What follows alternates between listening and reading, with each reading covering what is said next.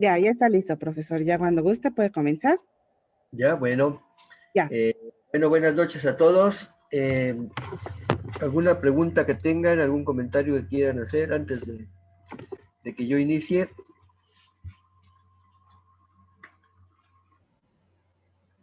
Voy a poner aquí en el chat. No. Bueno, parece que no, ¿verdad? Bueno, lo que voy a exponer hoy es, bueno, ya les había comentado, ya vimos cómo se define la integral para una función simple. Después pasamos a las funciones medibles no negativas y ahora se trata de definir la integral para cualquier función medible que puede tomar tanto valores positivos o negativos. Y bueno, aquí lo que les comentaba, bueno, también ya les había comentado que lo que se hace es pues descomponer la función en su parte positiva y en su parte negativa. Y si hay una condición aquí de integrabilidad, porque pudiera ser que la integral de la parte positiva y la integral de la parte negativa fueran infinito, y entonces ahí estaría indefinida la integral. Entonces por eso esta definición. Vamos a decir que una función es integrable sobre un conjunto E de Beck medible. Bueno, acuérdense que estamos con funciones de los reales, en los reales extendidos, y en los reales tenemos, o sea, del dominio, lo que tenemos como sigma álgebra es los puntos de Beck medibles, y como medida la medida de Lebesgue. Y en el contradominio, que tenemos los reales extendidos, ahí la sigma álgebra es la de Borelianos en los reales extendidos. Entonces, esta función medible, bueno, una función medible, si la imagen inversa de cualquier boreliano en los reales extendidos es un conjunto medible. ¿Sí? Entonces, bueno, esta es la condición que se tiene que dar para que quede bien definida la integral. O sea, la integral del valor absoluto de la función, que va a ser una función medible, no negativa. Le vamos a pedir que sea finita, y de esa manera, entonces, tanto la parte positiva como la parte negativa van a tener una integral finita, y entonces, pues la integral de la función va a estar bien definida. Entonces, pues lo que sigue es, pues más o menos una repetición de lo que, o sea, es demostrar las propiedades que tienen las funciones no negativas, eh, ahora demostrarlas para las funciones integrables. Esta ya la conocíamos. Si esta es una función integrable sobre R, entonces es finita casi en todas partes. Esto viene de un resultado que ya que teníamos para, para las funciones no negativas. O sea, demostramos que si una función no negativa tiene una integral finita, entonces es finita casi en todas partes. Y bueno, aquí es esa proposición a la que se refiere aquí, nada más que como esto está numerado en la otra, o sea, no está todo junto, pero esa es la proposición, la que dice que toda función, que si una función medible no negativa es integrable, entonces es finita casi en todas partes. Entonces aquí en particular, si f es integrable, como el valor absoluto, la integral del valor absoluto es finita, pues el valor absoluto es finita casi en todas partes. Bueno, aquí ya estoy empezando a usar la terminología de casi en todas partes significa excepto a lo más por un conjunto de medida cero. O sea, podría ser infinita, podría ser la función, podría ser tomar el valor infinito o menos infinito, pero eso sería en un conjunto de medida cero. Entonces, el casi en todas partes quiere decir excepto por un conjunto de medida cero. Y luego, pues también entonces tenemos como corolario que la parte positiva y la parte negativa pues son también integrables, porque la parte positiva están tratando la parte positiva con la parte negativa, Acuérdense que la parte positiva es el máximo entre la función y el cero, y la parte negativa es el máximo entre menos la función y el cero, ¿no? O sea, estas dos son funciones no negativas. Entonces son menores o iguales que el valor absoluto, y como es...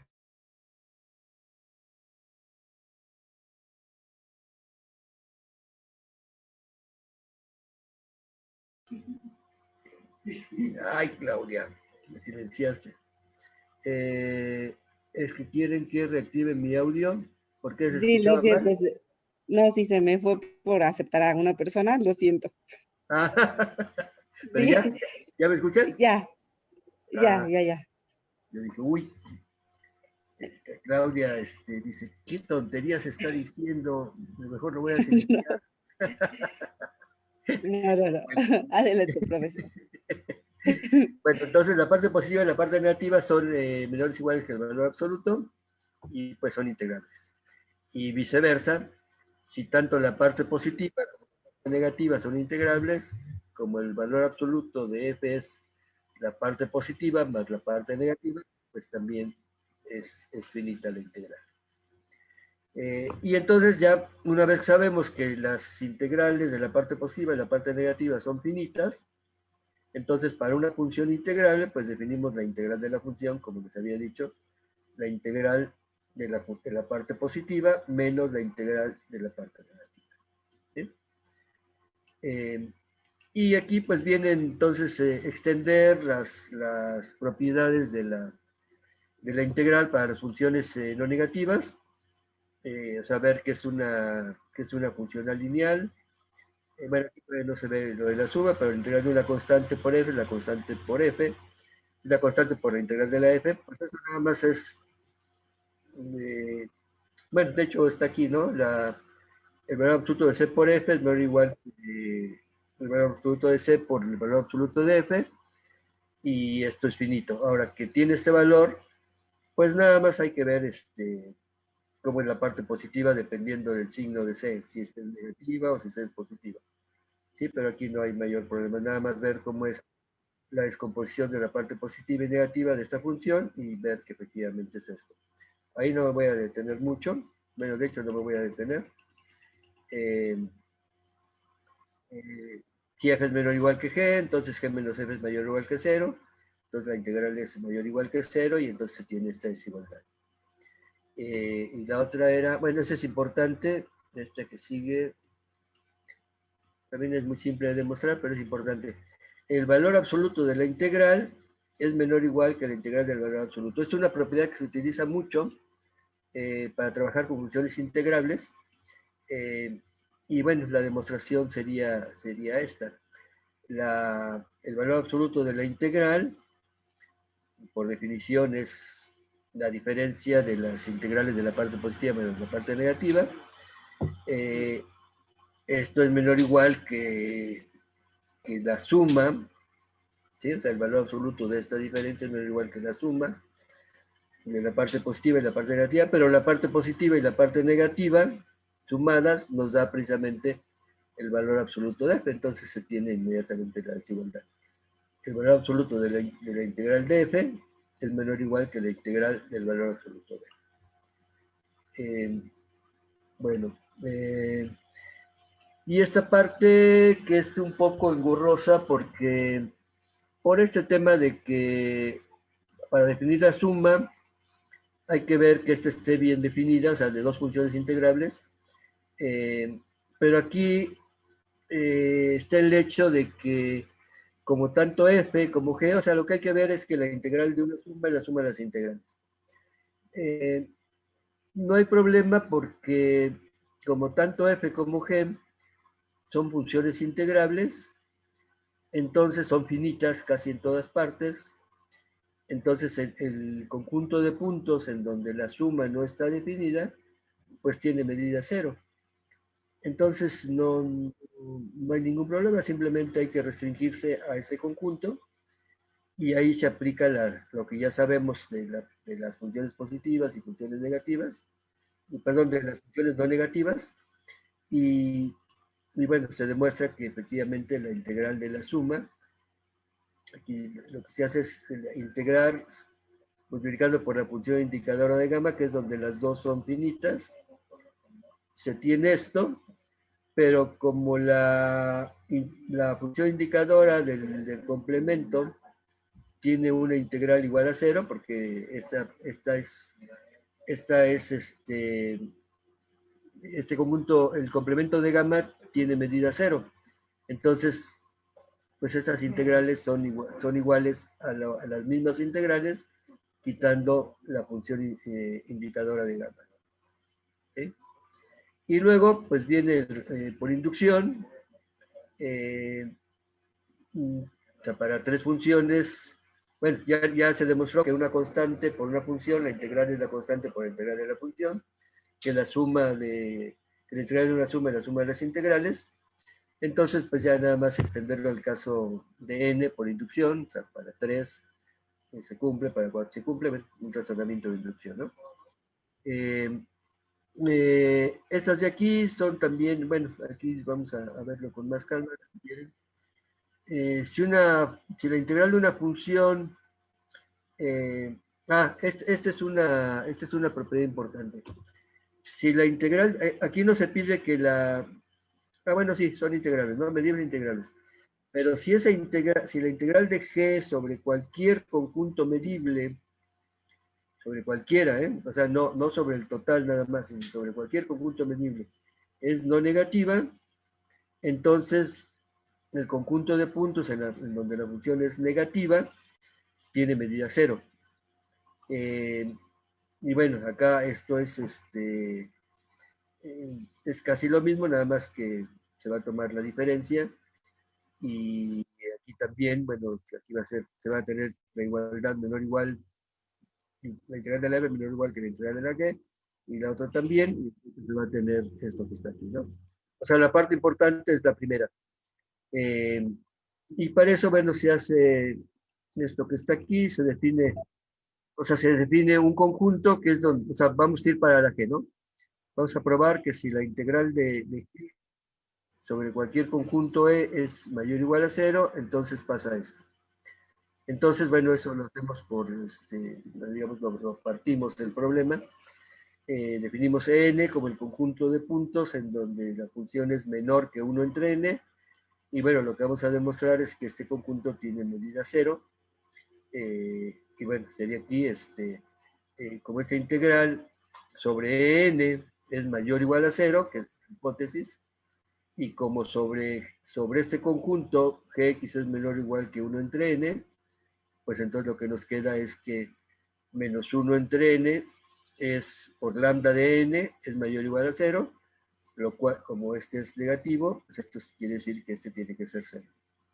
Y luego, pues unimos todos estos conjuntos y nos da, la propiedad, ¿no? O sea que la unión de todos estos n's es el conjunto de puntos en donde la g es negativa. Entonces, como cada uno de ellos tiene medida 0, pues la unión también tiene medida 0. Y bueno, las otras, como les decía, son corolarios de esto, porque si la integral de f es menor o igual que la integral de la g, entonces la integral de g menos f es mayor o igual que 0, se aplica el resultado anterior y ya tenemos este. Y pues se aplica dos veces y ya tenemos este de aquí, ¿no?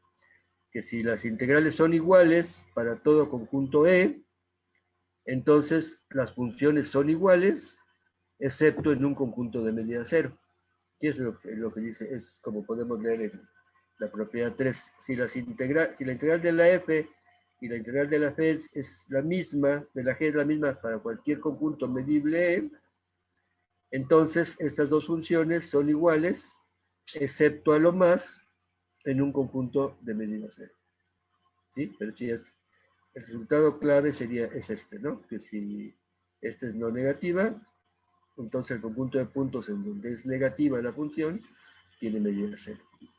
Disculpa, una pregunta. Sí, diga. Sí, ¿Por qué de la desigualdad esta de 0 menor o igual a la integral sobre n se implica que la medida de n es 0? Porque es no negativa, mira aquí, esta de acá, ¿no? O sea, lo que se tiene es que esta cantidad de aquí es mayor o igual a 0. ¿Sí? Sí. Lambda, acuérdense que es no negativa. Entonces, si lambda de n fuera positiva, multiplicada por menos 1 entre n, esto nos daría un número negativo. Ah, ok. Claro. ¿Sí? Pero es mayor o igual a 0. Entonces no hay de otra más que este sea 0. O si quieren, se multiplica por menos n. Esta desigualdad, 0 menor o igual que esto, se multiplica por menos n. Y entonces se cambia la desigualdad y con lo que nos queda es que lambda de n es menor o igual a 0. Y como ya sabemos que es mayor o igual a 0, pues entonces tiene que ser 0. ¿Sí? Sí, gracias. Sí, digamos, este es digamos como que este es el truquito de trabajar con un número porque si pusiéramos 0 directamente, ahí no podríamos decir nada, ¿no? Porque aquí sería 0 por esta medida. Pero entonces, si ponemos menos 1 entre n, pues vamos a probar que la medida de este conjunto es 0, y después, en donde donde la g es negativa, pues es la unión de todos estos. ¿Sí? ¿Sí? ¿Sí quedó claro? Sí, muchas ¿Sí? gracias. Bueno. ¿Alguna otra pregunta que tengan? Ya saben que pueden así interrumpir en cualquier momento, si hay alguna duda, si hay alguna, o algún comentario que quieran hacer incluso. Bueno. Buenas noches. Sí, sí, sí. Sí, Yo solamente quiero saber si comprendí bien, pero en todo caso, la función de Dirichlet sería integrable bajo esta definición. la función de Dirichlet, o sea, la función que vale 1 en 0, Digamos,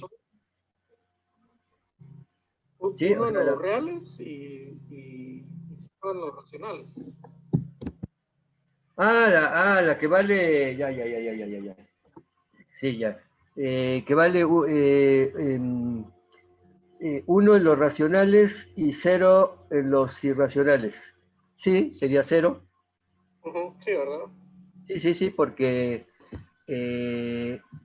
es 0. O sea, esa función es 0, excepto en los racionales. Pero los racionales tienen medida 0. Entonces, sí, la función de Dirichlet tiene, su integral es 0.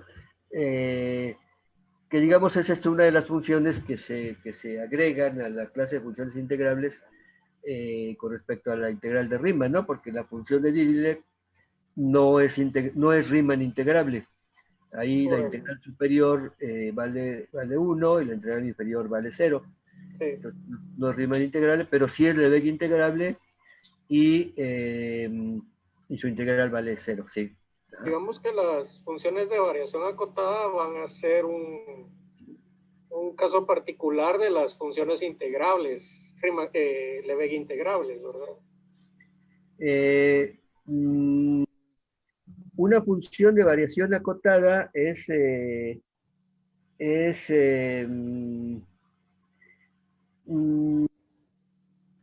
bueno, sí, porque una función de variación acotada es derivable casi en todas partes. Entonces su integral, la integral de la derivada va a ser la función. Pero aquí lo que necesitamos ver es que la integral de la g, o sea, tú dices que si toda función de variación acotada es integrable. Bueno, sí, toda función de variación acotada es integrable, pero eso... A ver, ¿cómo sería tu razonamiento para ver eso? Digamos que mi punto era básicamente que todas las Riemann integrables pues pasan a ser ya un tipo De acuerdo. particular de las Lebesgue integrables, y entre las que se van agregando está por ejemplo esta de Dirichlet, ¿verdad? Sí. Toda función de Riemann integrable va a ser Lebesgue integrable. Entonces sí, de ahí viene de que sí, toda función de variación acotada es integrable, es Lebesgue integrable, sí. Ok. Sí, sí, así es. O sea, toda función Riemann integrable también va a ser Lebesgue integrable, pero las funciones Lebesgue integrables son, bueno, el conjunto es más grande que las de las Riemann integrables, sí. Sí, es que me empezó a dar curiosidad como empezar a ver qué tipo de funciones se iban agregando de las que no eran Riemann integrables y que ahora sí, sí las podemos integrar con la integral de Lebesgue, ¿verdad? Entonces, Sí, entonces me ocurrió la de Dirichlet, ¿verdad? sí, sí, sí. Es como los conjuntos también, ¿no? Un conjunto numerable es Lebesgue medible y su medida es cero. En cambio, bueno, por ejemplo, los racionales no es un conjunto Jordan medible. Y acá lo que vamos a tener es que todo conjunto numerable es medible y su medida es cero. Entonces ahí todas las funciones que sean, digamos que estén, que sean solamente positivas en un conjunto numerable, todas esas van a tener una integral cero, aunque y pudieran no ser Riemann integrables. Eh, Otras funciones Lebesgue integrables. Aquí la pregunta sería como alguna función Lebesgue integrable que no sea Riemann integrable, digamos como no tan evidente como la de Dirichlet, ¿no? Sería tal vez esa la pregunta. Eh, a ver, ¿alguien por ahí tiene algún ejemplo? ¿Se le ocurre algún ejemplo de función Lebesgue integrable?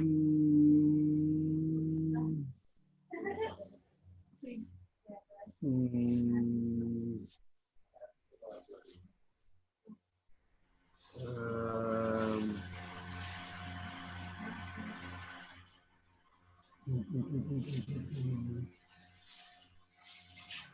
porque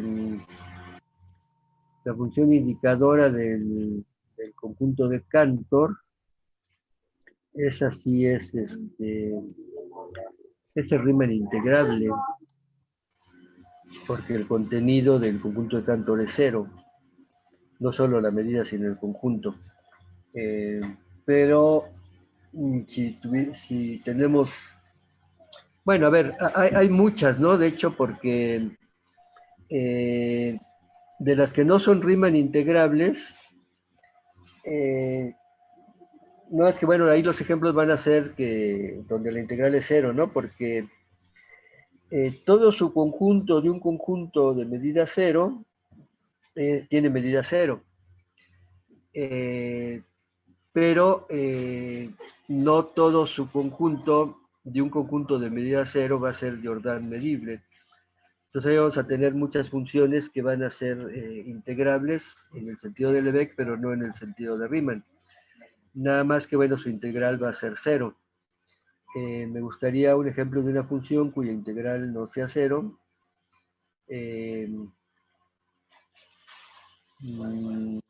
Así ahorita así de entrada no se me ocurre. Posiblemente hay algún ejemplo muy sencillo, pero no. ¿Alguien puede dar un ejemplo de una función Lebesgue medible que no sea, Lebesgue integrable, pero que no sea Riemann integrable y que su integral no sea cero?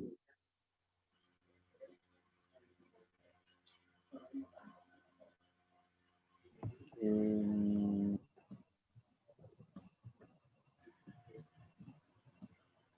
no, a ver, vamos a avanzar y a ver si se nos ocurre alguna. ¿Sí? ¿Sí avanzamos? Sí, interesante empezar a hacerse esas preguntas, ¿verdad? ¿Perdón? Gracias. Sí, queda ahí como pregunta, ¿no? O sea, sería interesante exhibir una función, No, una familia de funciones o muchas gracias, funciones gracias. cuya integral sea, o sea, que sea Lebesgue integrable, pero no Riemann integrable y que su integral sea positiva. Debe haber algún ejemplo muy sencillo, pero no me viene ahora a la mente. ¿Sí? Bueno, aquí viene el teorema que sería el otro teorema así fundamental para tratar con la integral de Lebesgue. Vimos que tenemos el teorema de la convergencia monótona, que se aplica a las funciones no negativas. Tenemos una sucesión no decreciente de funciones medibles no negativas. La integral del límite es el límite de las integrales. Este teorema, que se conoce como el teorema de la convergencia dominada, el que sigue, parte de esto yo quise poner primero este resultado, porque este resultado es más general que el teorema de la convergencia dominada. Aunque la hipótesis es la misma, o sea, si tenemos una función no negativa, integrable sobre un conjunto E, y una sucesión de funciones medibles que estén acotadas por la G y que tengan un límite puntual, excepto a lo más en un conjunto de media cero, entonces la integral del valor absoluto de Fn menos F, o sea, el límite de estas integrales es cero. Aquí ya estoy hablando de lo que se llama la convergencia en L1. Este tipo de convergencia, lo que estaríamos diciendo es que la sucesión Fn converge a F en L1. En L1 porque esto está elevado a la potencia 1. Si tuviéramos aquí al cuadrado, tendríamos una convergencia en L2. Eso lo vamos a ver después, son los espacios LPs de los que ya los habíamos mencionado. Pero bueno, aquí lo que estamos diciendo es que si se cumple esa condición, entonces hay convergencia en L1. Es más fuerte decirlo así que el corolario que dice que si bajo las mismas hipótesis, como hay convergencia en L1, entonces pues pasa que la integral del límite es el límite de las integrales. Y eso pues nada más viene de la propiedad que ya demostramos, que el valor absoluto de esta diferencia es menor o igual que la integral del valor absoluto. Y como esta tiende a cero, pues esta también tiende a cero, y entonces la integral de f es el límite de estas. ¿Sí? Pero voy a regresar acá a esta para ver la demostración, que es interesante, es donde se utiliza el lema de Fatou. Les había comentado que de hecho el lema de Fatou es como... bueno, aunque aquí lo aplicamos directamente, no. El lema de Fatou se podría demostrar directamente y demostrar luego el teorema de la convergencia dominada. Nosotros lo hicimos al revés. Primero demostramos el teorema de la convergencia, perdón, el teorema de la convergencia monótona. Demostramos el teorema de la convergencia monótona y luego el lema de Fatou. Bueno, entonces aquí vamos a aplicar el lema de Fatou, usando esta desigualdad, esta sucesión. Como Fn es menor o igual a G, entonces lo que tenemos aquí es Hn, este 2G, esta es no negativa, menos esto es una función no negativa, Hn es una función no negativa, ¿sí? Porque esto que está aquí es menor o igual que la suma del valor absoluto de Fn y el valor absoluto de la F, pero ambas son menores o iguales que la G. Entonces esta función es no negativa. Entonces, por el lema de Fatou, lo que tenemos, ¿se acuerdan que el lema de Fatou dice que la integral, el límite, ¿cómo está? Que el lema de Fatou dice que la integral del límite inferior, sí, que la integral del límite inferior es menor o igual que el límite inferior de las integrales. Bueno, entonces aquí primero esto nada más es una igualdad, ¿no? Porque el Hn, dos veces esta integral, es la integral de la Hn. ¿Qué pasa aquí con la dos veces la integral de la G? No, es un menor igual, ¿no? Esta es positiva. Esta es no negativa. Ya no sé, menor igual. Es que aquí puse... Ah, no, sí, perdón. Aquí es el límite, ¿no? El límite de las HNs, sí, perdón, aquí no me fijé, estaba el límite. El límite de las HNs, como esto tiende a 0, porque la FN tiende a la F puntualmente, entonces el límite de las HNs es 2G, ¿sí? Entonces, la integral de, o sea, la integral o sea, este límite de estas es 2G, o sea, el límite de HN es 2G, entonces 2 veces la integral de la G es la integral del límite de las HNs. ¿Sí? O sea, el límite de las HNs es 2G. Aquí no estoy diciendo nada, nada más es que el límite de las HNs es 2G. Entonces la integral del límite de las HNs, pues es la integral de 2G. Pues aquí esto no hay ningún teorema ahí que se tenga que aplicar.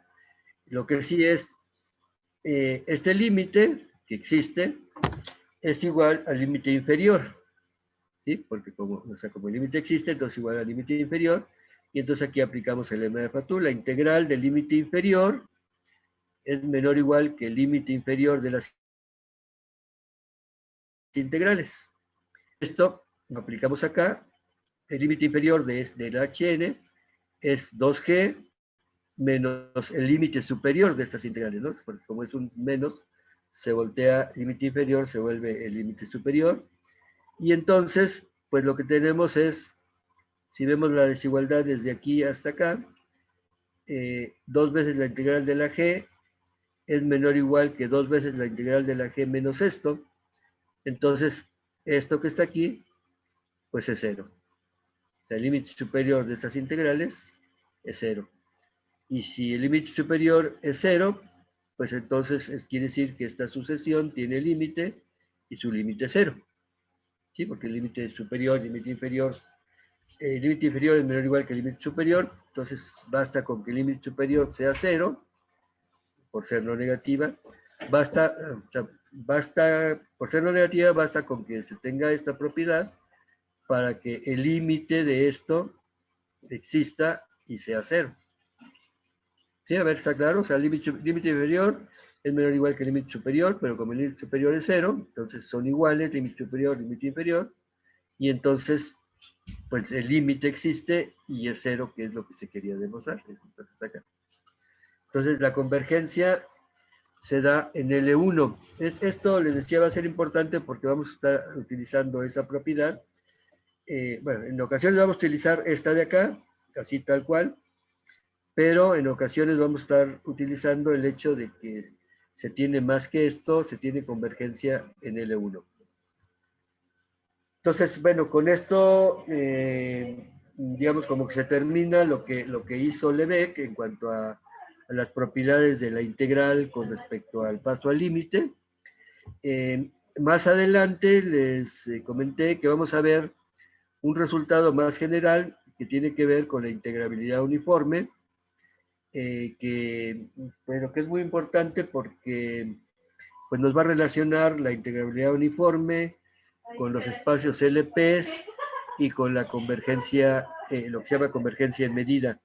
En particular, en la teoría de la probabilidad, eso se va a utilizar mucho, y en particular se utiliza mucho eso en el cálculo estocástico. En el cálculo estocástico se trabaja mucho con convergencia en L2 y con convergencia en probabilidad. Entonces, todas estas propiedades nos van a permitir, bueno, trabajar, digamos, cómodamente con la definición de la integral estocástica en particular, ¿no? Aunque en sí, independientemente de que se apliquen o no al cálculo estocástico, estos resultados son importantes. Entonces tenemos el teorema de la convergencia monótona, el lema de Fatou y el teorema de la convergencia dominada. Son 3 teoremas importantes de la teoría de integración de Lebesgue, que son como 3 teoremas que muestran con toda claridad la superioridad de la integral de Lebesgue con respecto a la integral de Riemann, porque con la integral de Riemann, para tener propiedades equivalentes a estas, necesitaríamos tener convergencia uniforme de las funciones. Si la convergencia de las FNs a la F es uniforme, sí tendríamos que la integral de Riemann, el límite de las integrales de Riemann de las Fn sería la integral de Riemann de la F. Pero la convergencia uniforme es una convergencia muy fuerte. Aquí no necesitamos convergencia uniforme, necesitamos solamente convergencia puntual. ¿Sí? En todos los resultados, o sea, tanto en el teorema de la convergencia monótona, como en este teorema o en el teorema de la convergencia dominada, únicamente tenemos convergencia puntual, no necesitamos tener convergencia uniforme. Entonces, bueno, les decía que estas propiedades de paso al límite, pues son las que le dan como la superioridad a la integral de Lebesgue sobre la integral de Riemann. Igual que en términos de conjuntos, es lo mismo que pasa con la teoría de la medida y la teoría del contenido. En la teoría de la medida tenemos propiedades de paso al límite. No sé, si tenemos una opción monótona no decreciente de conjuntos medibles, la medida de la unión es el límite de las medidas. En cambio, si solamente tuviéramos el contenido, no tendríamos esa propiedad. Entonces, bueno, lo que pasa con los conjuntos pasa también con las funciones, pero bueno, lo importante, y de hecho es lo que buscaba Lebesgue, era una integral pues que tuviera, de hecho encontró más que lo que buscaba, ¿no? Porque si recuerdan al inicio lo que planteaba Lebesgue, él quería una integral que tuviera una cierta propiedad con respecto al paso al límite, y lo que definió fue una integral que tiene propiedades todavía más ricas que lo que él estaba buscando. Bueno, en particular ese teorema de la convergencia dominada. De hecho, este teorema no lo demuestra inmediatamente en su tesis o en su libro, lo demuestra más adelante, unos 5 años más adelante demuestra este teorema. Aunque antes de él, Vitali ya lo había demostrado, el teorema de la convergencia dominada, pero después Lebesgue da su propia demostración. Entonces, pero bueno, decía, obtuvo más de lo que estaba buscando con respecto a las propiedades de la integral. Estas propiedades de la integral son las que le permiten después atacar el problema del desarrollo de una función en serie trigonométrica, que finalmente era lo que quería hacer. Pero bueno, entonces tenemos esos 3 teoremas de convergencia y, repito, vamos a agregarle uno, no hoy, sino más adelante, uno que va a ser un teorema que tiene que ver con la integrabilidad uniforme, que eso lo vamos a ver más adelante. Aquí quiero pasar a ver una propiedad, a menos que haya alguna pregunta de la anterior.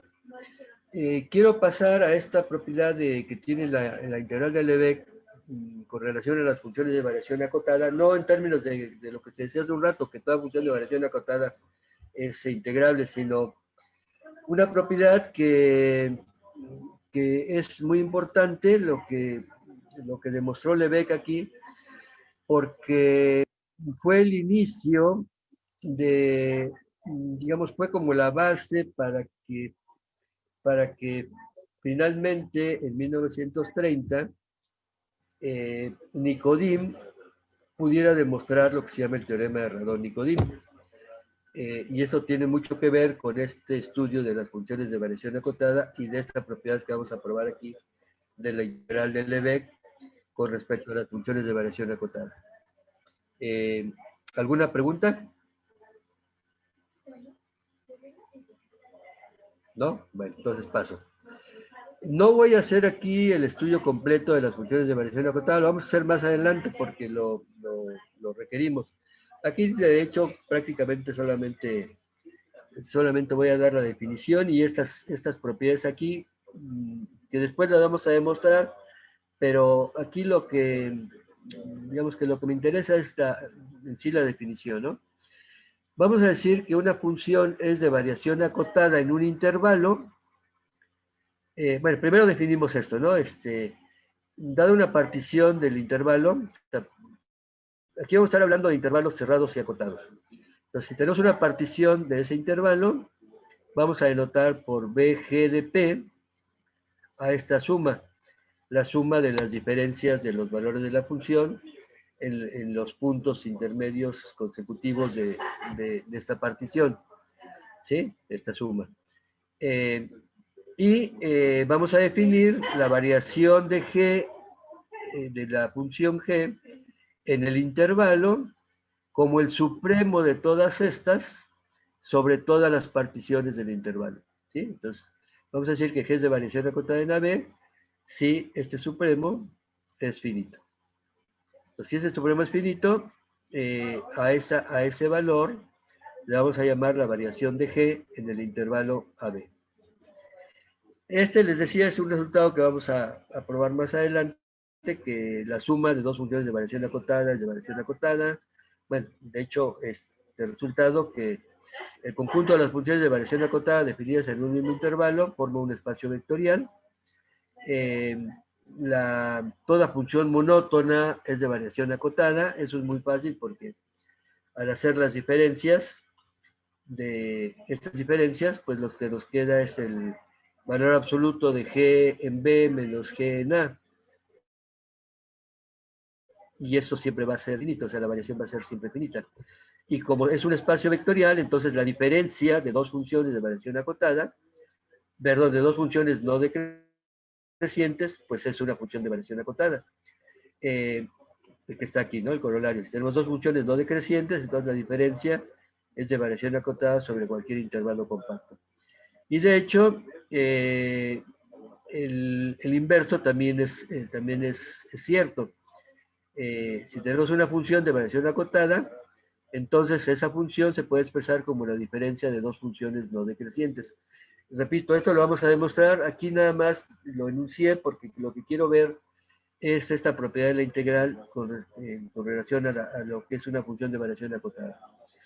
Y bueno, entonces se tiene finalmente el teorema que dice que una función G, bueno, aquí ya generalizo, ¿no? Un poco, una función G de R en R es de variación acotada sobre cualquier intervalo compacto, ¿sí? Sobre cualquier intervalo compacto, sí, solo sí, se puede expresar como la diferencia de dos funciones no decrecientes. Y bueno, esto a su vez también tiene un corolario, porque entonces, como las funciones no decrecientes tienen a lo más un conjunto numerable de discontinuidades, entonces toda función de variación acotada sobre cualquier intervalo compacto tiene a lo más un conjunto numerable de discontinuidades. Y como los reales es una unión de intervalos compactos, entonces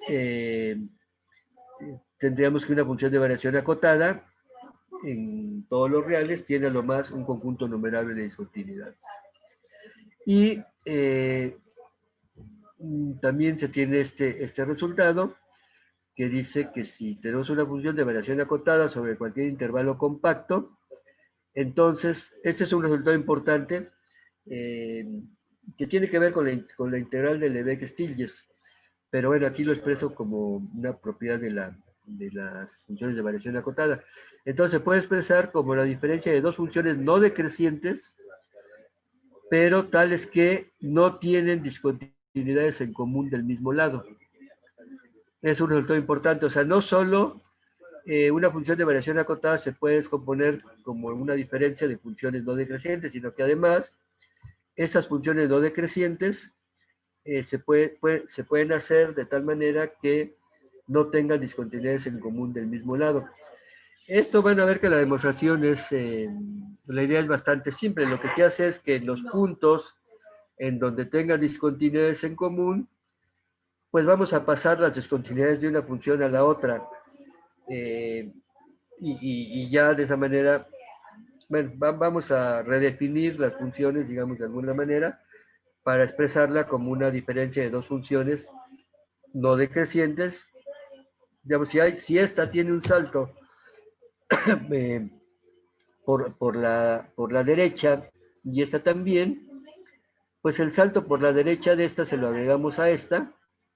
Eso nos da dos nuevas funciones no decrecientes y se sigue cumpliendo que la diferencia es la G.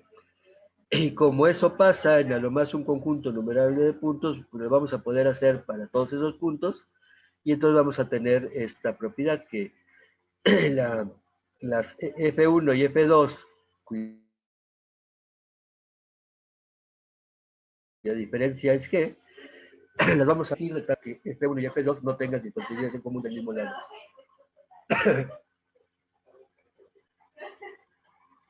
Pero eso, bueno, lo vamos a ver con detalle. Y eso va a tener como corolario que si tenemos una función de variación acotada continua por la derecha, entonces estas dos funciones, dos decrecientes, se pueden tomar continuas por la derecha. Si tenemos una función de variación acotada continua por la izquierda, estas dos funciones F1 y F2 se pueden tomar continuas por la izquierda. Y bueno, por lo tanto, si la función de variación acotada es continua, entonces las dos funciones no decrecientes se pueden tomar continuas. Bueno, voy al resultado que me interesa ver, que es este. Esto lo hizo Berlebeck y de ahí la importancia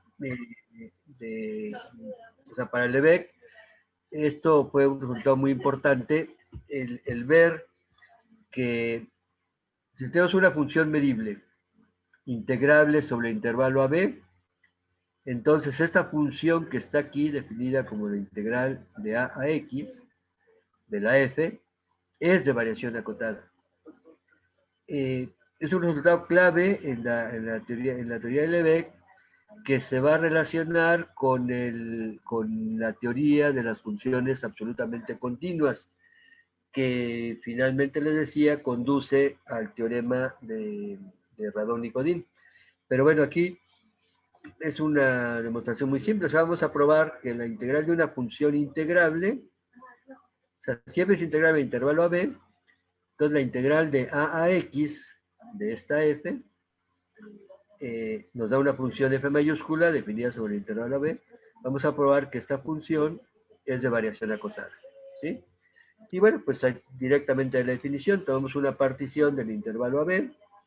Entonces la variación de esta función con respecto a esa partición, por definición, es esto que está aquí.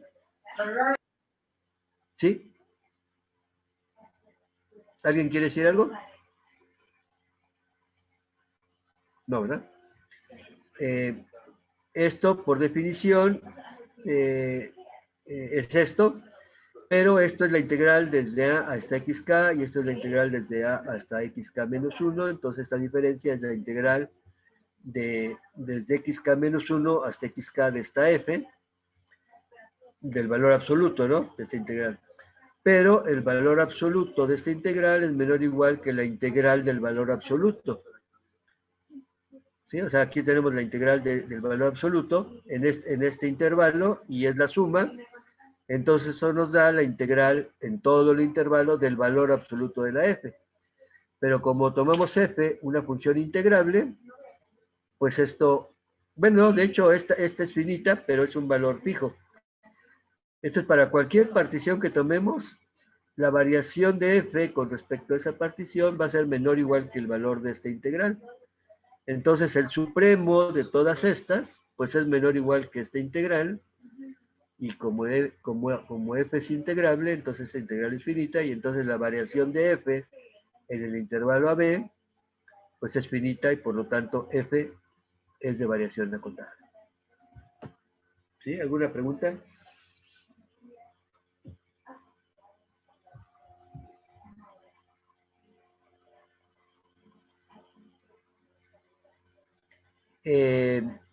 Sí, Benjamín. Ahí me da la impresión de que la integral a la que se refiere, fuera de Riemann, ¿es cierto eso? La integral que refiere. Bueno, porque puse de Y. Sí, de hecho habría que poner f de lambda, ¿no? Sí, no es de Riemann, es f de lambda, con la medida de Lebeck. Lo que pasa es que la medida de Lebeck también se denota de esa manera. Claro. Pero, digamos, para más precisión, sí, tendríamos que poner la f sin su valor, o sea, la integral de la f con respecto a lambda en ese intervalo. Es la integral de Lebeck. Gracias. ¿Sí? Sí, claro. ¿Alguna otra pregunta?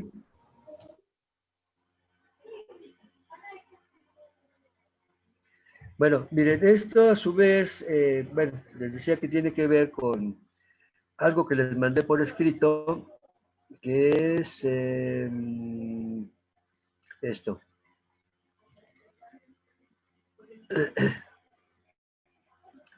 Lebec le dio mucha atención a este resultado. Vamos a ponerle aquí. Sería importante que vieran esto. De hecho, lo vieron con Julio César. Bueno, aquí hablo un poco de la historia de cómo se fue generando todo esto, la participación de Fatou en todo este proceso para llegar a formular una teoría general de la medida. Pero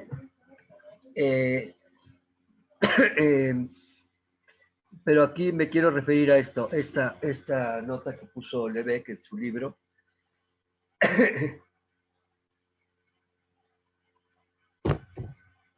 Que dice que toda función de variación acotada tiene una derivada finita, excepto en un conjunto de medida cero. Y luego, bueno, hace referencia aquí a una página de su libro. Dice que eso, el razonamiento de esa página muestra también que esa derivada es integrable en el conjunto de puntos donde es finita, pero su función primitiva no necesariamente es f de x.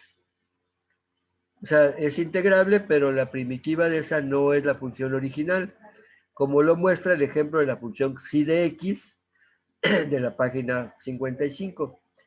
Esta función psi de x es una función muy importante que se llama la función ternaria de Cantor, que tengo entendido que lo vieron con Julio César. Define una función, Lebec, aquí está el desarrollo, si quieren lo vemos, si tenemos tiempo vemos esto, es un ejemplo importante. O sea, él construye una función que es continua, no decreciente, y por ser no decreciente es de variación acotada, pero esa función, llega a la conclusión Lebec, no es una integral definida. Esa función no se puede expresar como la integral de una función, bueno, más una constante, ¿no? Porque al derivar esto sería esta, ¿no? O sea, esta función no es una integral, no se puede expresar como una integral definida, es decir, esta función es de variación acotada, pero no es absolutamente continua con respecto a la medida de Lebec. Aquí otra vez es f de lambda, ¿no? O sea, se dice que una función es absolutamente continua si se puede expresar como la integral de otra función de esta manera, ¿no? Entonces demuestra que esta función sí es derivable y su derivada es cero. Y por otra parte, dice su derivada es f, excepto, sí, la derivada de esta sería esta, excepto a lo más en los puntos de un conjunto de medida cero. Pero, bueno, aquí hace este razonamiento y llega a concluir que no es posible, o sea, que si llega a una contradicción, si se asume que esta función es una integral, o sea, es absolutamente continua. Y entonces, bueno, demuestra, dice, sí sería entonces una constante, por lo cual es una contradicción, por lo tanto, sí que es una función de variación acotada, no es una integral indefinida. Bueno, le llama integral indefinida. Es integral indefinida porque va dependiendo de la x, pero, o porque también depende de la k. Pero ahora es lo que nosotros más bien llamamos una integral definida, ¿no? Y después, al final de su libro, agrega una nota que dice que existen funciones de variación acotada que no son integrales. Bueno, aquí ya puse bueno, sí, existen funciones de variación acotada que no son integrables, que no son integrales indefinidas, es decir, que no se puede expresar como la integral de otra función. aquí todavía no utiliza el término absolutamente continua, pero aquí agrega esta nota, dice Lebesgue, para que una función sea integral indefinida, no basta con que sea de variación acotada, dice. Se requiere además que su variación total en una infinidad numeral de intervalos de longitud L tiende a 0 con L. Bueno, yo aquí en lo que les pasé, les hice la demostración de que esto que afirma Lebesgue aquí es equivalente a decir que la función, para que sea una integral indefinida, tiene que ser absolutamente continua, con la definición de continuidad absoluta, como se define actualmente. Bueno, aquí lo que hago ver es eso, que lo que él llama, que esto que él dice que su variación total en una infinidad numeral de intervalos de longitud L tiende hacia 0, coincide, o sea, es equivalente a decir que la función es absolutamente continua. Fue Vitali quien le dio el nombre a esa propiedad de continuidad absoluta. Esa propiedad de continuidad absoluta después es la que retoma Nikodym para mostrar bajo qué condiciones, dadas dos medidas, ya un resultado general, dadas dos medidas, una medida es absolutamente continua con respecto a la otra. Es decir, cuando una medida se puede expresar como la integral de una función f con respecto a la otra medida. Pero todo eso empieza aquí con ese comentario de Lebesgue. Este comentario de Lebesgue que les puse aquí no lo demostró, simplemente lo afirmó. Pero es cierto. Pero no lo demostró Lebesgue, lo demostró Vitali más adelante. Esto que dice aquí Lebesgue, que lo puso como una nota nada más al final, y lo dijo así, lo dijo, para que una función sea integral indefinida, se requiere además esto que está aquí. Bueno, eso no lo demostró, pero es cierto. Y Vitali más adelante, trabajando sobre esto, demostró que efectivamente eso es cierto, y esta propiedad ya la llamó Vitali la de ser absolutamente continua, y ya la trató como se trata ahora las funciones que son absolutamente continuas, es decir, que se pueden expresar como la integral de una función con respecto a la medida de Lebesgue. Y ya cuando se generaliza esta idea, cuando se generaliza la teoría de la medida, pues ya se puede dar un resultado general de lo que es la continuidad absoluta, pero ya no de una función con respecto a la medida de Lebesgue, sino la continuidad absoluta de una medida con respecto a otra medida. Y eso es lo que tiene que ver con el teorema de Rodón-Nikodym, que lo vamos a ver más adelante. Pero bueno, les decía, si nunca han trabajado con esa función xi, sería bueno que la vieran. Es una función muy interesante porque, bueno, aquí yo les puse incluso una gráfica de cómo va haciendo. Se parte, o sea, se va partiendo en 3 el intervalo, se quita el del medio, y, o sea, como se construye el conjunto de Cantor, ¿no? Y después se va a definir una función escalonada que en el límite va a ser una función continua, o sea, esto yéndose a las particiones cada vez más finas, en el límite, esto se va a hacer una función continua no decreciente, que no se puede expresar como la integral de otra función con respecto a la medida de Lebesgue, es decir, que no es absolutamente continua, aunque sí es de variación acotada porque es una función no decreciente. Entonces, este es el ejemplo que dio Lebesgue. Aquí se van agregando pedacitos en cada parte de donde hay un salto, y cada vez esto se va acercando más y se obtiene una función no decreciente que es continua. Y que como es no decreciente, entonces es de variación acotada, pero no es una integral indefinida. O sea, no es una función absolutamente continua. y se llama la función ternaria de Cantor. No sé si lo vieron, bueno, se los pasé ahí en las notas.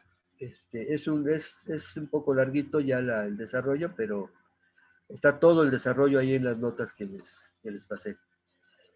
¿Alguna pregunta? Bueno, esto nada más lo veo con relación a lo que demostró Lebesgue, de que toda integral es una función de variación acotada, es decir, la f que vimos hace un rato, vamos a ver esto, la f, déjenme encontrar esto, acá, la f,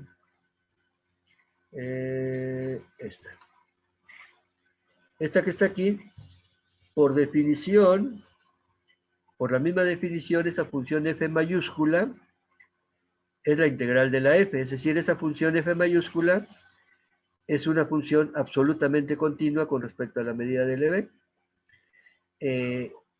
y es de variación acotada, es lo que demostró Lebesgue. Y después lo que hace ver es que no toda función de variación acotada es una función absolutamente continua. Y entonces cuando da el ejemplo de esta función xi, que es una función no decreciente, que no se puede expresar como la integral, esta sería aquí la xi, quería ver si esa función xi se puede expresar como una integral de otra función, bueno, demostró que no. Entonces hay funciones de variación acotada que no son absolutamente continuas. Y entonces como que el estudio pasa a ser ya no tanto de las funciones de variación acotada, sino de las funciones que son absolutamente continuas, que después, decía, se pasa al estudio de medidas que son absolutamente continuas con respecto a otra medida. Pero bueno, todo esto, pues sí lo inicia Lebesgue, aunque no completo, pero da la idea de cómo se tendría que tratar esto. Y después lo continúa Vitali, después lo continúa Radon, y después finalmente lo generaliza Nikodym. Pero es bien interesante todo este proceso que lleva al teorema de Radon-Nikodym. ¿Alguna pregunta, algún comentario? Hay una relación entre, o sea, el concepto de continuidad absoluta para funciones y el que se tiene para medidas. Sí, Yo no la veo. sí, a ver, esto se ve muy claramente, a ver, fíjense, esto lo vamos a ver, pero se los adelanto. Toda función no decreciente, voy a limitarla un poquito, continua por la derecha, genera una medida sobre los reales. ¿Cómo? Pues definiendo la medida de un intervalo como la diferencia de los valores de la función en ese intervalo, en los extremos del intervalo. Y siguiendo el proceso de extensión de cada Teodori se encuentra una medida. Entonces, eso es una función no decreciente. Ahora, una función de variación acotada es la diferencia de dos funciones no decrecientes. Entonces, lo que viene a representar una función de variación acotada es una medida con signo. ¿Sí? O sea, es la diferencia de dos medidas. Pero bueno, limitándonos a las funciones no decrecientes. Si esta función fuera no negativa, si esta f fuera no negativa, esta función sería no decreciente. ¿Sí? Y en realidad aquí, y esto es lo que hace ver después Radon y lo que hace ver Nikodym, esta función aquí, esta f, en realidad, más que representar una función de variación acotada, bueno, sí la representa, pero digamos como que la idea es que habría que ver esta función como una medida, como la medida generada por esa función de variación acotada. Y lo que estaría diciendo entonces este resultado es que esa medida generada por esta función de variación acotada es absolutamente continua con respecto a la medida de Lebesgue. O sea, aquí Una función no decreciente es una medida, digamos, esa sería como la idea, o genera una medida. Y entonces una función de variación acotada también lo que está representando es una medida, nada más que una medida de signo. Entonces, aunque aquí se hable de funciones, en realidad lo que se hace ver después es que es más conveniente verlas como medidas, como la medida generada por esa función. Y entonces sí, este resultado lo que está diciendo es la medida generada por esta función es absolutamente continua con respecto a la medida de LB. Esto se ve muy claro, bueno, cuando en probabilidad, cuando se define una variable aleatoria absolutamente continua, ¿qué se dice? Se dice, una variable aleatoria es absolutamente continua si la función de distribución de esa variable aleatoria, que es una función no decreciente, continua por la derecha, se puede expresar como la integral de otra función. ¿Sí? Así se define una variable aleatoria absolutamente continua. Bueno, en realidad lo que se está diciendo es que esa función, esa variable aleatoria que tiene esa función de distribución, habría que pensarla más que como función, es decir, más que como función medible, habría que pensarla como medida, como la medida generada por esa función medible. Cuando se habla de la función de distribución, o sea, si esto fuera una función de distribución de una variable aleatoria, decía, tendríamos aquí una función no decreciente continua por la derecha, y esta función genera una medida, que sería en realidad lo que está, digamos, lo que interesa de la variable aleatoria, en realidad es esa medida generada por esta función de distribución. Se habla de la variable aleatoria como función, pero digamos que lo interesante más bien es ver esa variable aleatoria como medida vía su función de distribución, que es una función no decreciente y continua por la derecha y que genera entonces una medida. Entonces ahí lo que estaríamos diciendo es eso, que la medida generada por la variable aleatoria es absolutamente continua con respecto a la medida de LB. Entonces sí, es lo mismo, o sea, hablar de la continuidad absoluta de funciones, sí se generaliza y eso lleva a la continuidad de una medida con respecto a otra medida. No sé si eso responde a la pregunta. Sí lo responde. Gracias. Si hay duda, adelante, pregunta. Pero sí, yo siempre recalco eso. Ya, como si vamos a ver algo de teoría de la probabilidad aquí, aquí les adelanto, una variable aleatoria en probabilidad no es más que una función medible. Y acuérdense que una función medible tiene la propiedad de que el conjunto de puntos en donde la función es menor o igual a x es medible. Eso permite definir esta función, la función de distribución, que sería la medida de ese conjunto, precisamente de ese conjunto en donde la función es menor o igual a x. Y entonces, de hecho, lo que estamos hablando como una función de distribución, una función no decreciente, genera una medida, en realidad una variable aleatoria tendríamos que verla, o sería más conveniente, o digamos, como que da más idea de lo que representa la variable aleatoria, es verla como una medida sobre R. Y de esa manera se va generalizando n variables aleatorias, se verían como una medida sobre Rn. Una infinidad de variables aleatorias pues, se vería como una medida en un espacio de dimensión infinita. O sea, las variables aleatorias son medidas, las familias finitas de variables aleatorias son medidas. Un proceso estocástico es una medida.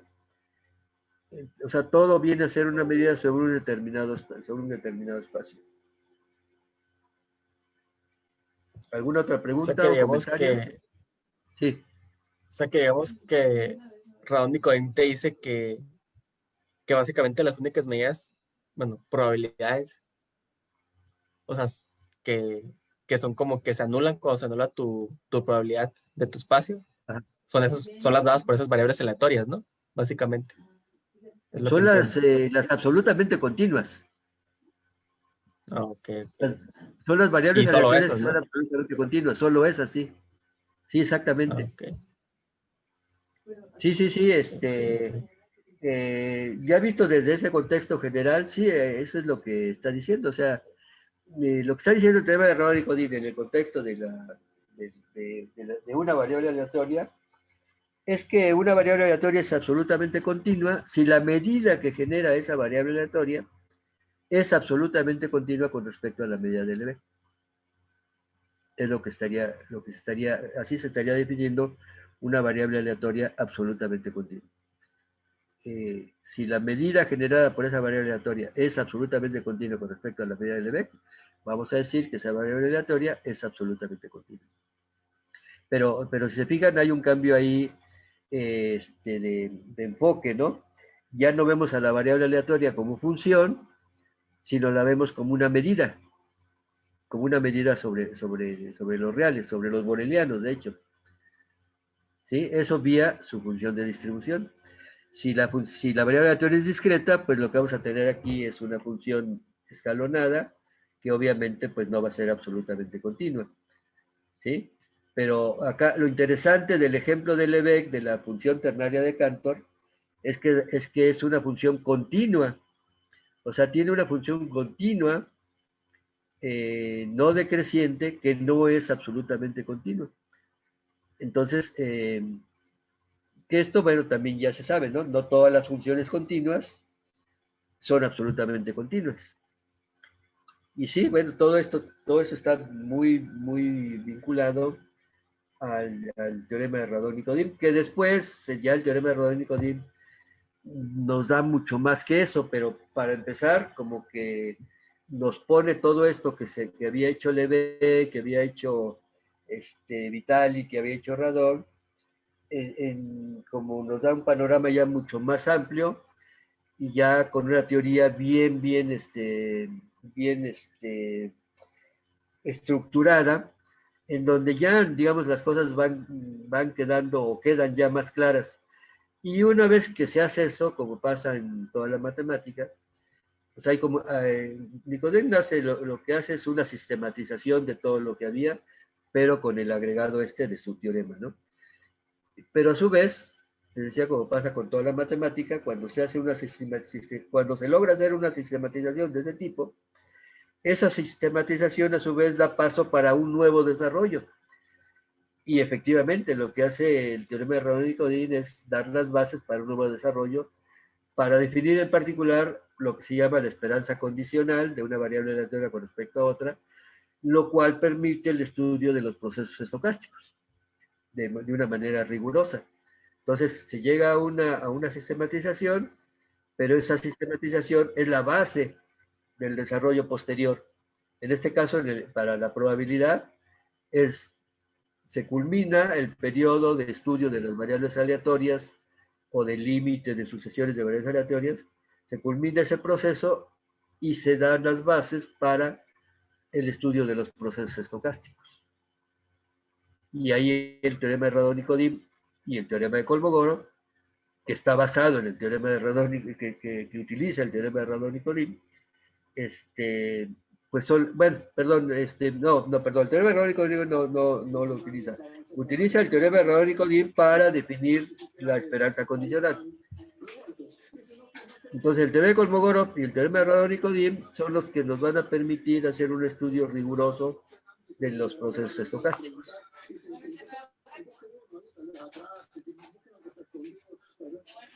¿Hay alguien que está preguntando algo?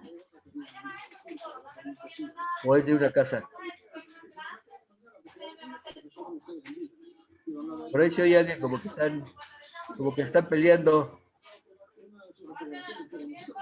No, ¿de quién es? ¿Quién se está peleando?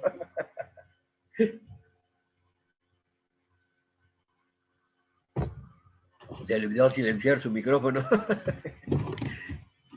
Bueno, ¿alguna pregunta? ¿Algún comentario?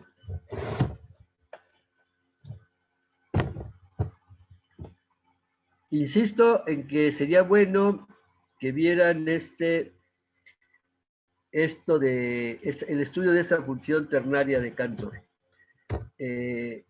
Julio César está por ahí. O sea, No, Cedillo, Julio César. No, no está. ¿No está? No. Pero yo tengo entendido que muy al inicio dijo que iba a haber esta función ternaria de Cantor en las sesiones que da él. Sí, de hecho, ya la vieron. Ya la vieron, ¿verdad? Ajá, sí. Entonces, bueno, ahí la tienen por escrito. Sería bueno que le dieran un vistazo, es como un ejemplo así básico que muestra, bueno, esas propiedades de las funciones de variación acotada, de si son todas absolutamente continuas o no, bueno, que no lo son, a pesar de ser continuas y a pesar de ser no decrecientes. Y bueno, es muy interesante este ejemplo que dio Lebesgue, porque bueno, ya después permitió, por ejemplo, hacer el estudio, en el caso de la probabilidad de las funciones de distribución, de dividirlas en tres tipos, ¿no? Las discretas, las absolutamente continuas y las otras, que son continuas, pero no absolutamente continuas, que se llaman distribuciones singulares, que son las más difíciles de trabajar, porque pues con las otras dos se las arregla uno más o menos fácilmente, pero las que son singulares, es decir, las que son continuas, pero que no son absolutamente continuas, pues son como más raras y entonces es más difícil trabajar con esas variables aleatorias. Por eso en general, bueno, cuando se empieza a trabajar con la teoría de la probabilidad, pues esas se excluyen, se trabaja solamente con las discretas y las absolutamente continuas, que son las más fáciles de trabajar. Pero queda pendiente el estudio de las variables aleatorias singulares, que no son ni discretas ni absolutamente continuas, pero son continuas. Entonces sí, y este ejemplo ilustra mucho eso. De hecho, esta sí es la función de distribución de una determinada variable aleatoria, que no es absolutamente continua, pero que sí es continua.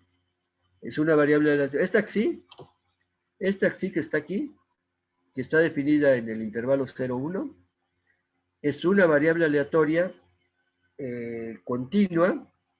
Digamos, si lo viéramos en el contexto de la teoría de la probabilidad, que la podemos ver porque está definida en un espacio de probabilidad, el intervalo 0, 1 con la medida de Lebesgue, que vale 1, entonces es un espacio de probabilidad. Esta xi, que es una función medible, es continua, entonces es una variable aleatoria que no es absolutamente continua. Es una variable aleatoria singular. No es ni discreta ni absolutamente continua. Es continua, pero no absolutamente continua. O sea, bueno, más bien es la función de distribución de una variable aleatoria, porque esa es la no decreciente, es la función de distribución de una variable aleatoria que es continua, pero que no es absolutamente continua. Si se fijan acá abajo en la gráfica, pues es una función no decreciente, de hecho es como el límite de estas funciones escalonadas. Y lo que se obtiene es una función de distribución, o sea, la xi viene a ser una función de distribución que toma valores entre 0 y 1, de aquí a partir del 1 sería 1 constante, entonces sería una función de distribución que es continua, pero que no es absolutamente continua, es una distribución singular. Bueno, ¿alguna otra pregunta? ¿O comentario? ¿Alguien quiere hacer un comentario? ¿O alguna sugerencia? Bueno, miren, lo que sigue, o sea, el tema que sigue, quise ver esto de la integral para completar el cuadro de lo que había hecho Lebesgue, de lo que hizo Lebesgue. O sea, Lebesgue definió, se abocó a definir una integral que tuviera la propiedad de que más funciones fueran integrables y que tuvieran determinadas propiedades que permitían un manejo más simple de esas funciones. De ahí bajó ese problema a los conjuntos y vio que había que desarrollar una teoría de la medida. Una vez desarrollada esa teoría de la medida, entonces ya, digamos, resuelve el problema que quería resolver, que es en la definición de la integral y ver todas sus propiedades. Entonces, bueno, quise ver todo eso así de conjunto de lo que hizo Lebesgue. Se plantea el problema de la integral, baja eso a los conjuntos, desarrolla una teoría de la medida y regresa a definir la integral y a ver todas sus propiedades. Ese es un camino. Otro camino que hubiera podido seguir era quedarme con la teoría de la medida, nada más, y después ver esto que está aquí, pasar a la teoría general de la medida, a ver cómo se construyen en general medidas y cómo se define en general una integral con respecto a una medida. Pero me pareció más conveniente hacerlo de esta manera en que lo hice, de ver completa la teoría de Lebesgue, tanto la teoría de la medida como la teoría de integración, aunque después varias cosas se repitan. Vamos a ver que la metodología de Lebesgue se sigue acá, o sea, aquí en construcción de medidas lo que vamos a ver es el teorema de Caral-Teodori y cómo se construyen medidas a través del teorema de Caral-Teodori, y después vamos a regresar a definir la integral, pero ya con respecto a una medida, y a ver ya las propiedades que tiene esa integral con respecto a esa medida en general. Vamos a tener también el teorema de la convergencia monótona y vamos a tener también el teorema de la convergencia dominada, pero ya en un contexto más general. ¿Sí? O sea, el tema que sigue es este.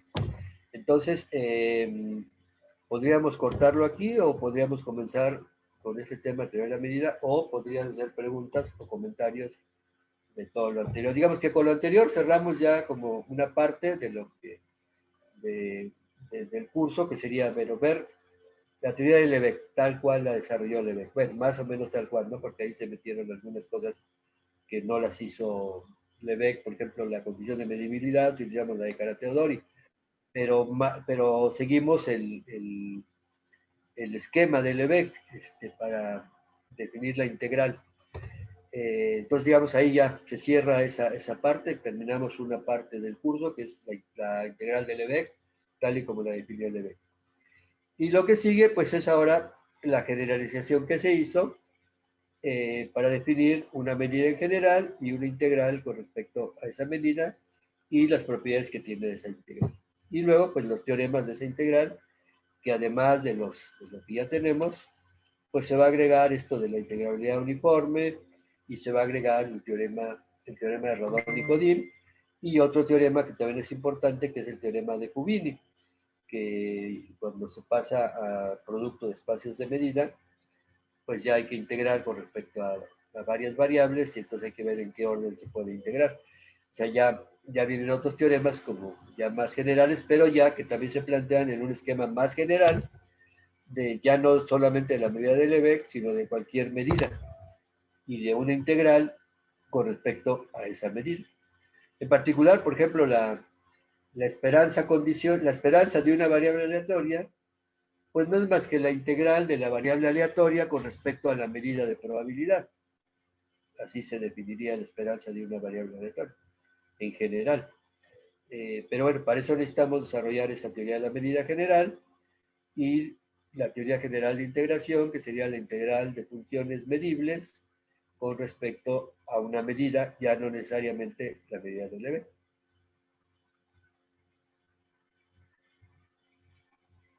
Entonces, ¿qué sugieren? Le paramos aquí y vemos la próxima, esto ya de la teoría de la medida, o si tienen preguntas o si tienen comentarios. Por ahí hay algunas cosas que se publicaron en la página, dos ejemplos que dio Octavio, que son muy interesantes, no sé si los vieron. Si no los vieron, bueno, ahí están en la página. Y hoy quedó pendiente esto de ver una función Lebesgue medible, que no sea Lebesgue integrable, que no sea Riemann integrable y tal que su integral sea distinta de cero. Debe haber, a ver, no me viene así a la mente una, pero ya estoy seguro que debe haber algún ejemplo sencillo. De hecho, aquí en el chat puse un 1. Ah, ya pusieron, ¿no? Sí, básicamente pides que sea x cuadrado cuando x es trascendente y x al cubo cuando x es algebraico. A ver, Digamos ¿cuál? que definían ¿Otra el vez? 0, ¿Otra 1. vez? ¿Otra vez? O sea, digamos que le definimos en el 0, 1, ¿Sí? pides que sea x cuadrado cuando x es trascendente y x al cubo cuando x es algebraico. Ah.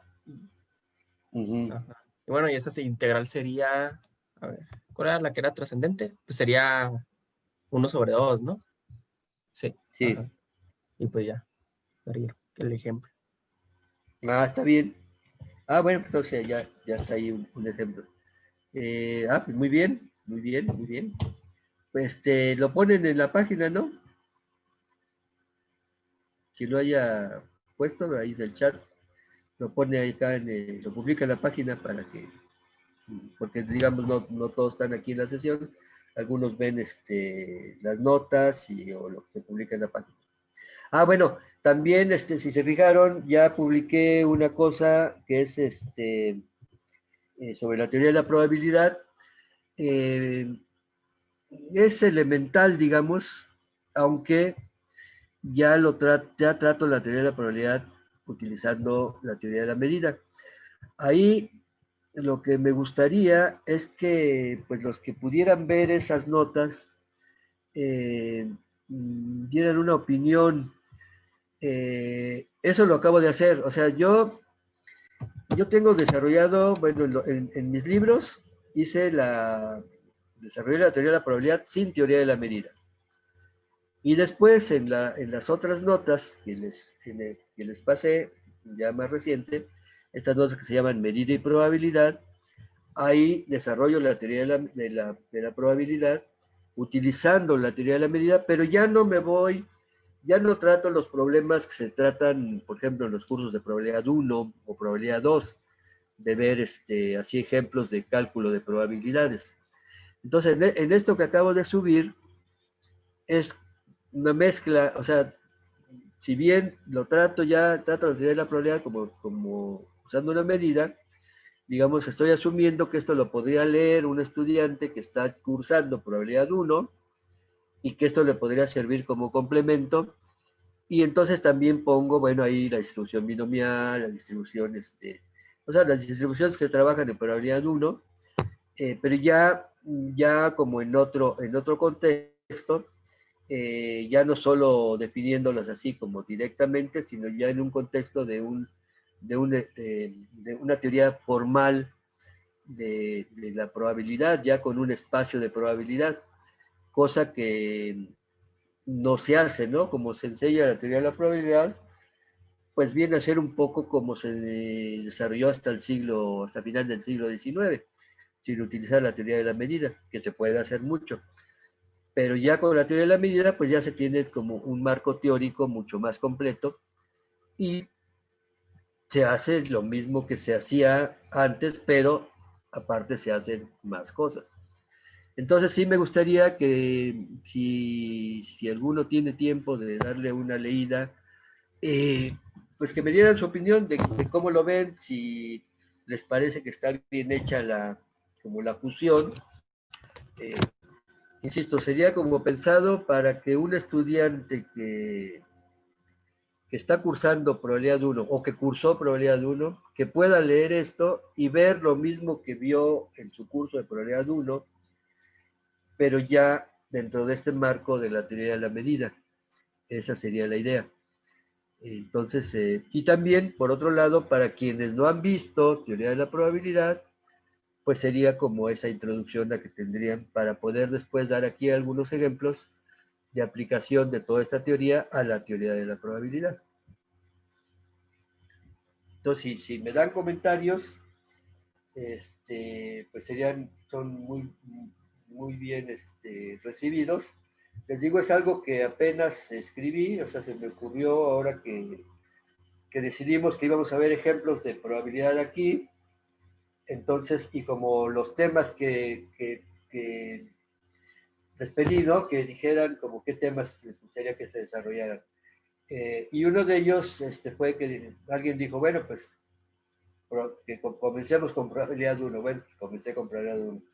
también voy a ver los otros temas, no los voy a dejar de lado, martingalas, integrales estocásticas, todos esos temas los voy a ir subiendo, pero me pareció que el primero que tendría que subir, pues es este de la teoría de la probabilidad, o sea, lo básico de la teoría de la probabilidad, para aquellos que no han visto nada de teoría de la probabilidad y que al mismo tiempo sirva para quienes están cursando o hayan cursado teoría de la probabilidad y que esto les pueda como complementar todo el panorama. Aquí en el chat preguntaron algo. ¿Perdón? Aquí en el chat preguntaron algo. Preguntaron si el conjunto de funciones de variación acotada se puede ver como una álgebra de Banach. ¿Cómo una qué? Como una álgebra de Banach. Como un álgebra de Banach. Ah, caray, ahí sí me la pusieron difícil. Porque no me acuerdo qué es un álgebra de Banach. O sea, es... También, sería por como... cierto, Ajá. sí, dime. Sí, o sea, es que yo estaba pensando, o sea, es que básicamente el álgebra de Banach, o sea, es como el espacio de Banach, solo que hay un producto que es su Ah, multiplicativo, ya. ¿no? Con respecto a la norma. Sí. Pero, bueno, a mí no se me ocurrió la norma, porque según yo con la norma infinito no va a ser cerrado ese conjunto.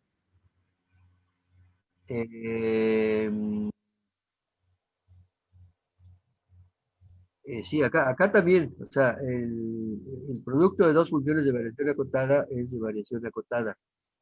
Eh, pero necesitaríamos un espacio completo. Ujú. O sea, definir una norma, ¿no? Definir como la norma que sea la variación acotada, algo así. Ajá, y va completo. O sea, que sea la variación, perdón. Y ver si eso, para empezar hay que ver si eso es una norma, ¿no? Eh, Déjame verlo. Yo siento que no va a ser un espacio de Banner, pero déjame verlo y bueno, cualquiera que lo quiera ver ese problema, ya me ubiqué. Lo pienso, le pensamos todos y lo publicamos o lo mencionamos la próxima vez. Está bien. Está muy interesante que surjan este tipo de preguntas porque, bueno, nos permite como analizar más a fondo y ver dónde se puede aplicar esto, y qué ventaja nos daría hacerlo de esta manera. Está muy bien, ese tipo de preguntas son muy interesantes, son desafíos, ¿no? Ujú. Que se ponen. eh, y pues sí, sería bueno entrarle a todos esos problemas que plantean. Yo le pienso a este problema y los demás también, y pues lo vamos viendo. Por ejemplo, a ver, respecto a ese problema, Sí, ¿bajo L1 serían cerradas esas funciones? ¿bajo el euro serían qué? Bajo L1 podrían ser cerradas esas funciones. No te entiendo. Bajo L1, Ajá, bajo la norma L1 podrían ser sí. cerradas. ¿Puede ser que cerrada? Ajá, Ah, o cerrado. sea que Ajá, si el conjunto de las posiciones acotadas, de variación acotada, es cerrado en L1, ajá. ¿sí? Porque si fuese cerrado, pues ya con la convolución, ya se le podría una Sí. estructura ahí de álgebra de Banach. A mí me parece que no, pero mm, eh,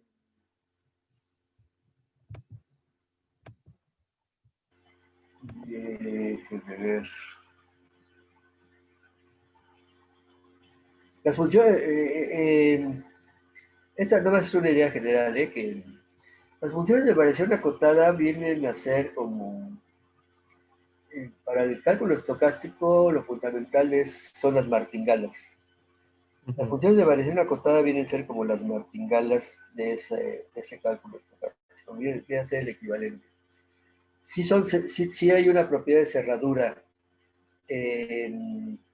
pero la propiedad de cerradura tiene que ver con el hecho de que si se integra una función, o sea, la propiedad del LB, que si se integra una función con respecto a una función de variación acotada, que fue lo que hicimos, porque la medida del LB está dada por una función de variación acotada.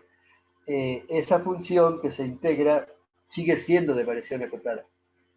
Entonces es cerrado en ese sentido, de que no salimos del marco de las funciones de variación acotada, y esa a su vez es la limitación que tiene la integral de Lebesgue, porque si nos salimos del espacio de las funciones de variación acotada, ya no hay medidas, ya no hay la medida de Lebesgue, o sea, ya no hay medidas que se puedan construir vía el teorema de extensión de Carateo doble.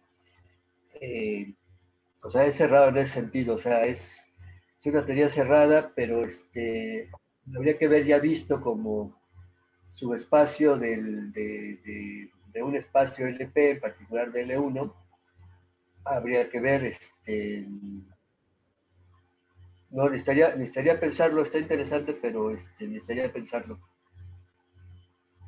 Lo que viene a sustituir el paso siguiente de las funciones de variación acotada son las funciones que no son de variación acotada, pero que son de variación cuadrática finita.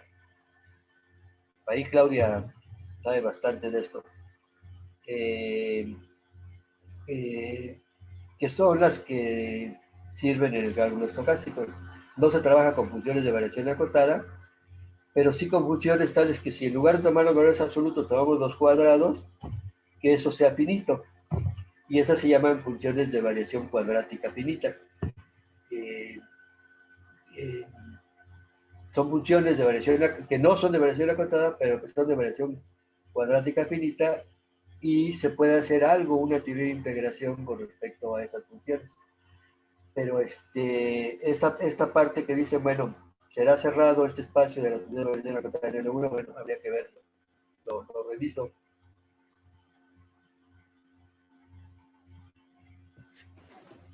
¿Alguna cosa más? ¿Algo que esté ahí en el chat? De hecho, aquí ya pusieron la respuesta. Básicamente. A ver. Ajá, pues básicamente creo que es la norma de la variación acotada, pero le sumas el valor absoluto de F valor N. Sí, que parece que recuerdo haber visto eso. Sí, o sea, F de A más la variación. Y eso es una norma. O sea, la ajustas ahí, ¿no? Y ya quedó cerrado. Pues está bien. Y ahora, entonces si ya es una norma, ahora con esa norma es un espacio vectorial normado completo. Sí, aquí la nota dice que sí. Pues entonces sí ya estaría respondida la pregunta que se hacía, ¿no? Si entonces tiene un espacio de Banach, que está definido un producto, entonces sí se puede ver como una álgebra de Banach. Parece que sí, entonces, ¿no? Sí, ya estaría eso. Sí, pues perfecto. ¿Ves? Yo tengo una duda, pero... Sí. Pero no es de probabilidad. O sea, porque yo he visto que en algunos textos trabajan con las probabilidades, pero solamente considerándolas finitamente aditivas. ¿Con probabilidades qué? Solamente... funciones finitamente aditivas. Sí, se puede trabajar. De Entonces, hecho, sí. O sea, mi pregunta es que, o sea, si te da ventajas, porque, o sea, yo como que realmente solo le veo desventajas, ¿no? En el sentido de que ya no solamente están los teoremas de convergencia y todo eso. Aunque igual no sé qué tanto se utilizan en la teoría. Ventajas y desventajas, creo que ya lo había comentado. De hecho, en la estadística bayesiana se trabaja con funciones de probabilidad que solamente son finitamente aditivas. La ventaja que tiene trabajar con funciones que solo son finitamente aditivas es que se pueden extender hasta abarcar todos los subconjuntos del espacio muestral. Es decir, se puede tener una medida o una función finitamente aditiva definida sobre todo el espacio sobre todo el conjunto potencia del espacio muestral.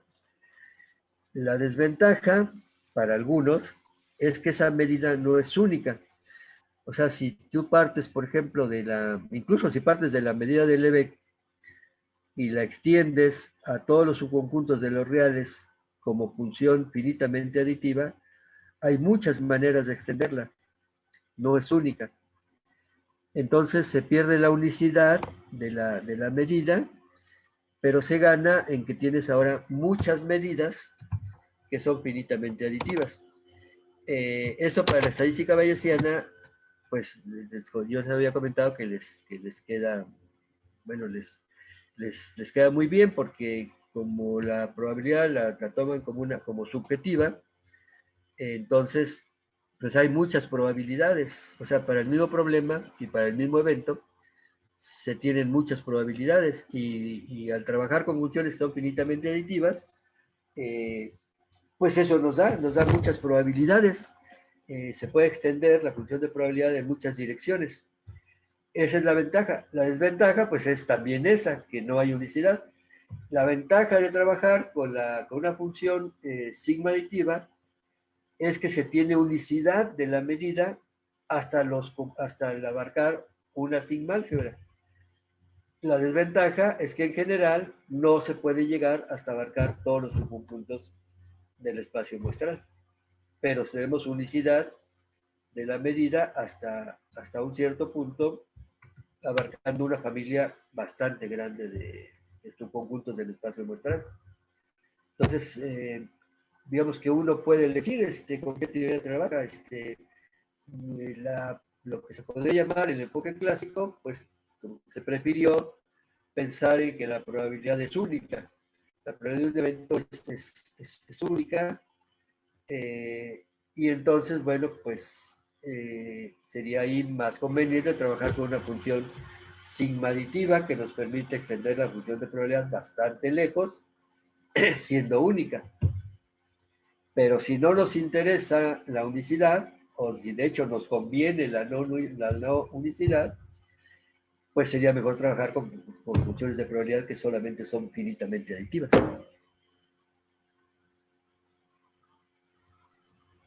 De hecho, hay libros que ya tratan eso así. Sí se pierden los teoremas de convergencia, claro. O sea, pues básicamente en cuanto a la integración, pues se está trabajando con la integral de Riemann, o con el equivalente a la integral de Riemann, que es con la teoría del contenido, ¿no? Que solamente es finitamente aditiva, el contenido, pero no es sigma aditiva. Pero da esa ventaja de que se puede extender a todos los subconjuntos del espacio muestral. Y la desventaja es que no se hace de manera única, o ventaja para algunos. Ok. O sea, es más fácil extender esas funciones, ¿no? Que la sigma aditiva. O sea, como Sí, que o sea, yo ajá. pues sí, porque es más rica la teoría, puedes hacer muchas más cosas. En la otra tienes que darle una vuelta para demostrar cosas. Y bueno, de hecho hay cosas que no son válidas dentro de esa teoría. Pues sí, no va a ser válido que el límite de una sucesión de funciones medibles va a ser medible, por ejemplo. Cosas de ese tipo. Y menos que la integral de un límite de límites integrales, pues no. Sí se pierden cosas, pero como, bueno, en el caso de la estadística bayesiana, como lo quieren específicamente para aplicaciones, pues van con ese proceso de ir, a partir de las observaciones, van cambiando la medida y como que en cierta manera, bueno, se ha demostrado que en el límite a lo que se llega es a lo que se llegaría con la probabilidad clásica que trata con funciones sigma aditivas, pero allá como que van paso a paso, dependiendo de la información que tengan. O sea, como que se requeriría muchísima información para tener una única probabilidad. Pero como no se tiene toda la información, pues mejor tener varias probabilidades dependiendo de la información que se tenga.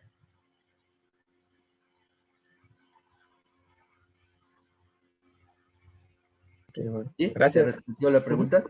Sí, muchas gracias. Bueno, pues si no hay más preguntas, preparamos aquí. Si hay preguntas, adelante. O comentarios.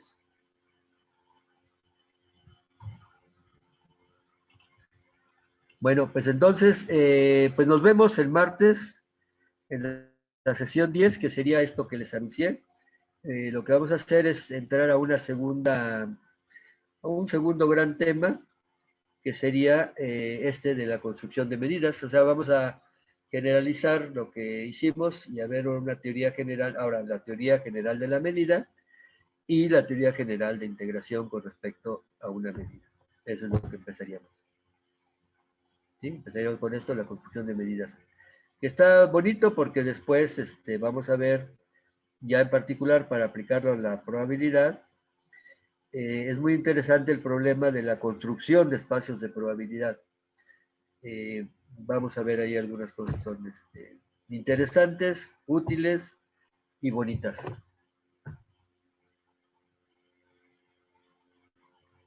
¿Sí? Bueno, pues entonces paramos aquí. No hay más comentarios.